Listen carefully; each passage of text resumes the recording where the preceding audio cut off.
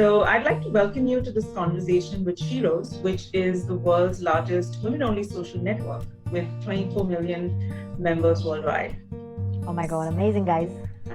So beginning with your film, would love if you can tell us a bit about it, the genre, the role, and I believe there's like a larger underlying message as well. Yes. So the film is ideally a remake of a Marathi film, which had its share of acclaim and success.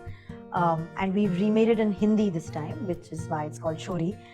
Same director helping the project this time around. And the story, I think, is about a girl who's stuck in a very extraordinary situation suddenly. But a girl, I think that what makes it the most dynamic is that she's a girl who lives a very normal, relatable, small, simple life. She's not ambitious. She doesn't have great things that she wants to achieve. She's a very simple life. And you expect people who are living so simply to have a really happy, content, normal life. And that's what she is. She's very happy and content as well. But then something disrupts her life and she's stuck in this situation where you think of why? Like, why her? Why would this happen to her? Which is where the film there gets more dynamic for me, where suddenly now it's not just your own human survival instinct, it's also a mother's instinct to survive for her child and to protect her child from anything and everything that's around, which is a very strong suit of Sakshi. I feel like when you see the film, you'll be like, she is not going to survive this. But if you're a mother, you end up doing extraordinary things for your children, which you didn't think you ever would. And that's what the film, I think, in a nutshell is, of how this mother kind of does whatever it takes to protect her child. Thanks so much for sharing that. I mean, the trailer looks really, like it sort of gave me goosebumps. And generally, like I always recoil at watching horror, but I'm sensing there's like pretty much a deeper story there as well. Yes. So looking forward to watching it. I'm sure that through your journey as an artist, you've been no stranger to rejection, whether it's like missing out on a good role or even like a film that maybe you had bigger expectations from. So what's that experience like, and how do you manage to stay so focused? It's not easy. I feel like life in Bombay, life in Bollywood is full of distractions on an every second basis. And I don't mean distractions from a decadent point of view. I mean distractions even work-wise. I'm doing this interview with you right now and I have a packed day, but I have 25 things pending on my phone that I need to address and I need to revert to and I need to reply and I need to get done, which I have to neglect and put on standby till I do this. So they're all there. All these things are existing. You just have to prioritize them, I think. You just need to say, this is what needs my attention at this moment. So this is what I'm going to do. Everything else can wait. And what can't wait, I'll lose. But I have to be prepared for that.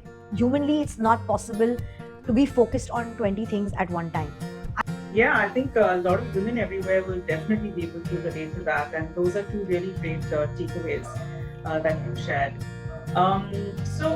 Women have like a lot of desires and passions, and we'd love to know, and our community would love to know a bit more about Nusrat in real life, and how do you unwind and keep fit and keep up the vibe, and what are some of the things that you're really passionate about? I'm very passionate about this job that I do every day, and that's why I actually am able to do this every single day without feeling the burden of it or without feeling the pressure of it. I actually enjoy it. I'm actually happiest doing this. If you tell me to sit at home for more than 4 days, I'll just be like, no. Can I go back on a set?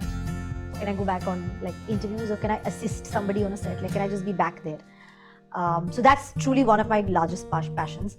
But when I have to unwind, what I really like doing is I like sitting with my kind of people, whether it's friends, whether it's family. I like putting on music. I like kind of talk about how life has been, what's happening in the world around, maybe watch a film, maybe watch a show. Cricket, I love cricket. I like eating good food, makes me happy. I like getting ready and going out for a party. It again makes me very happy to do that whole thing, to just be lively and upbeat and have a good time. I can't give up on my good times. That's one thing I really can't give up on.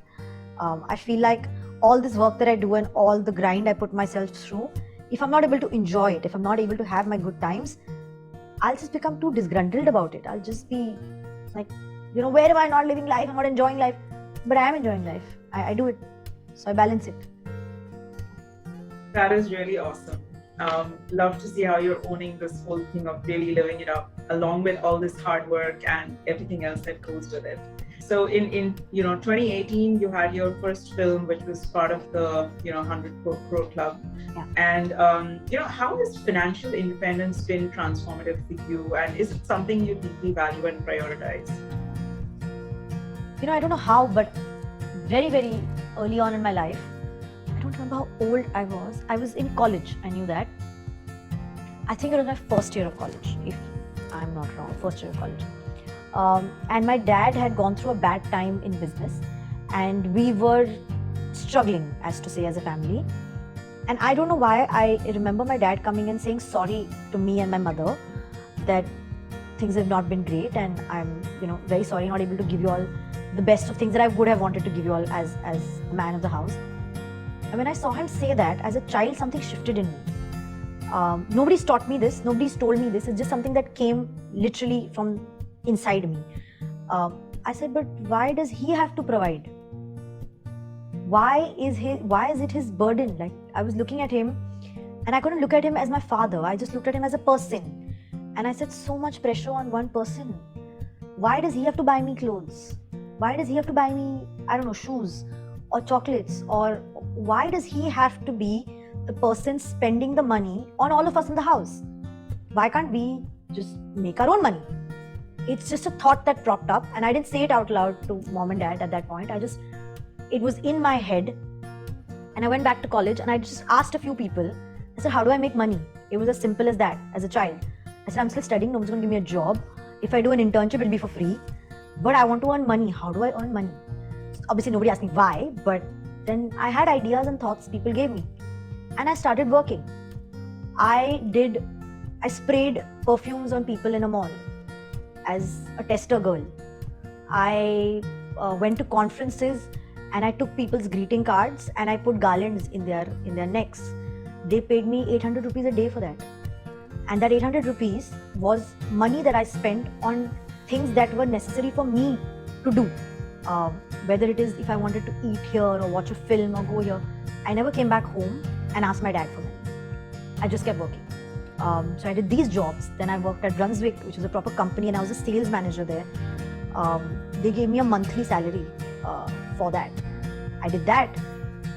And I don't know, one job after another, I just got into a process of being able to earn my own money and supporting myself for all the extras that you have.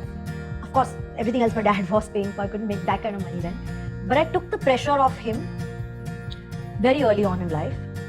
And from the time I started full on working as an actor and started doing shows and films and TV, I haven't taken a penny from my mom and dad in the last 15 years. Everything supporting everybody. Like, my father's retired now, and my granny and mom and I. So now I am kind of putting the family together, which is another responsibility altogether. But I've always had the financial independence, and I would urge every person to have that.